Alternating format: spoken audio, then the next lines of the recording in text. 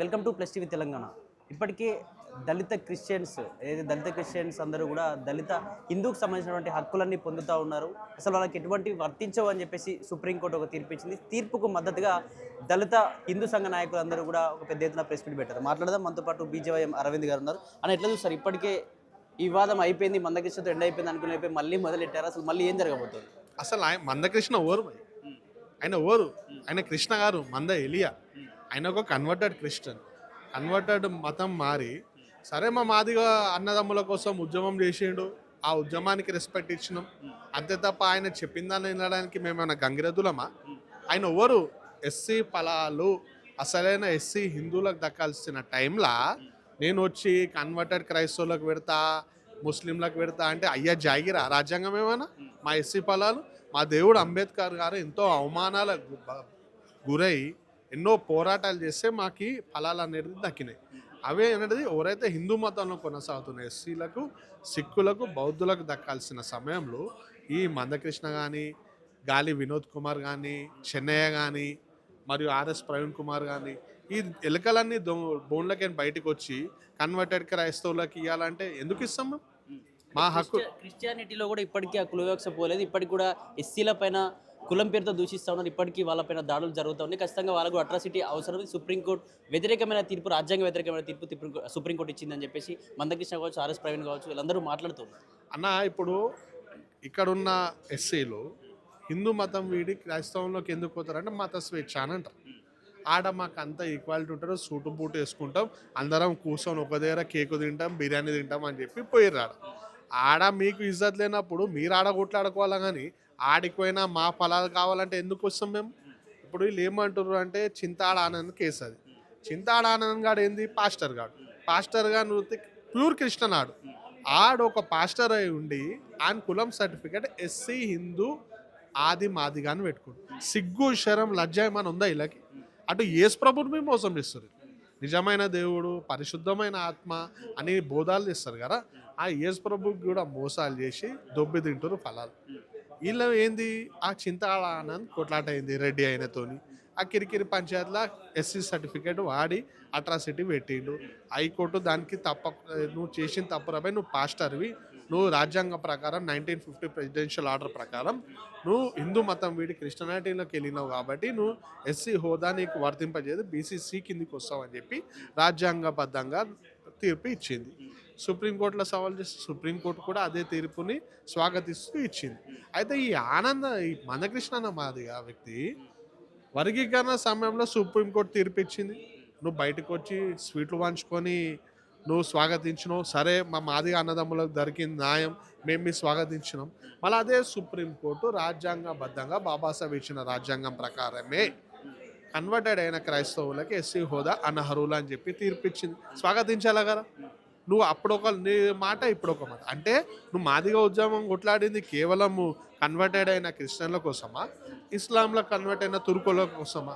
నువ్వు ఎవరి కోసం కొట్లాడు?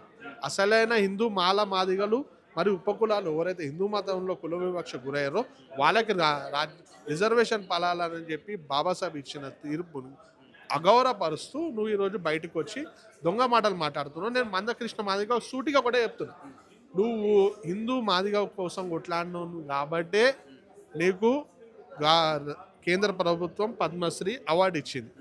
నీకు హిందూ మాదిగ అని చెప్పే నీకు ఆ పద్మశ్రీ అవార్డు ఇచ్చింది కదా. నువ్వు ఇప్పుడు క్రైస్తవం అని చెప్పుకుంటున్నావు కదా.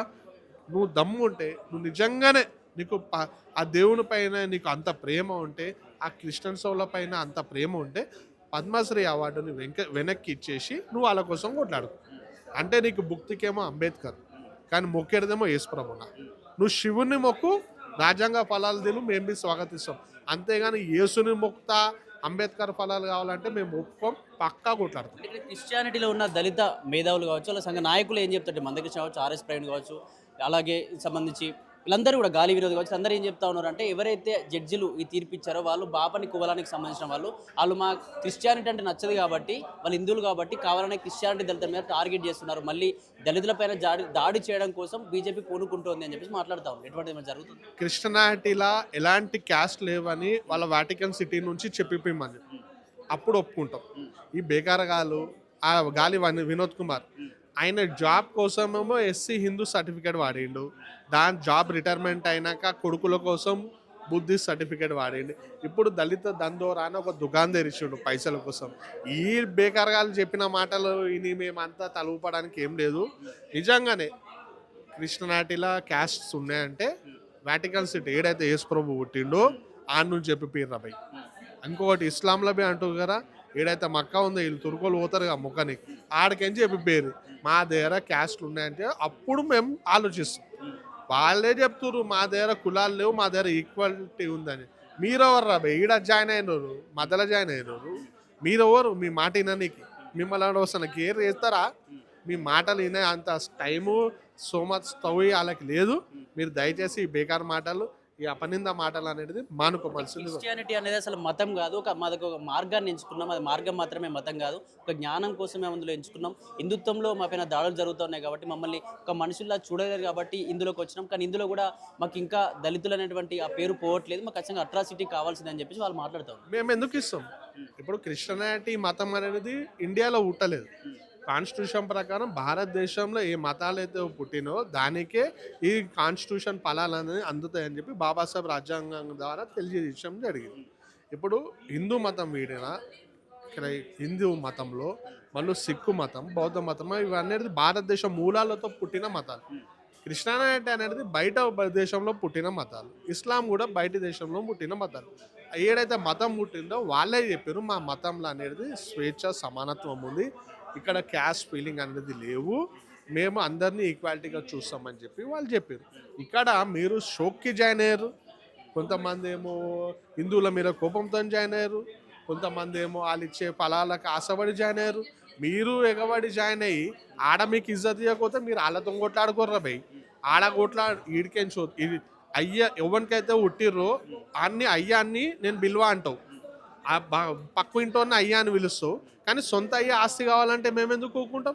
నువ్వు పొద్దున్న లేస్తే డైలీ అయ్యా అయ్యా అని పక్కింటోన్న అంటావు, మళ్ళీ ఆస్తి కాడికి వచ్చేసరికి సొంత అయ్యేది కావాలంటే నేను ఎందుకు ఇట్టుకుంటా? బాగా చెప్తాం, మేము కొట్లాడతాం, అడ్డుకుంటాం. అంటే వాళ్ళు ఏం చెప్తున్నారంటే క్రిస్టియానిటీ వర్గాలన్నీ కూడా మేము కూడా పోరాటం చేస్తాం, సుప్రీంకోర్టు ఒక రాజ్యాంగ వ్యతిరేకమైన తీర్పు ఇచ్చింది, మేము కూడా మళ్ళీ కలుగుతాం, మరో ఉద్యమం మొదలవుతుంది, మాకు గిట్లా ఈ రాజ్యాంగ ఫలాలన్నీ రద్దు చేస్తే మాత్రం మరో ఉద్యమం మొదలవుతుంది తెలంగాణలో అని చెప్పి మాట్లాడుతుంది. అసలు అలాగే ఫలాలేడు ఉన్నాయి బై సాబ్. బాగా చెప్తా, పాత జడ్జ్మెంటే అది. ఇంతకుముందు బి 4-5 సార్లు ఇచ్చారు, 76 నుంచి ఇచ్చుకుంటూ వస్తారు. ఎవరైతే ఎస్సీలు హిందూ మతంలో కొనసాగుతారో వాళ్ళకే ఎస్సీ ఫలాలు దొరకాలని ఆ రూల్ని కొనసాగిస్తూ వాళ్ళు తీర్పుని ఇచ్చారు. దాంట్లో కొత్తగా చేసేది ఏముంది?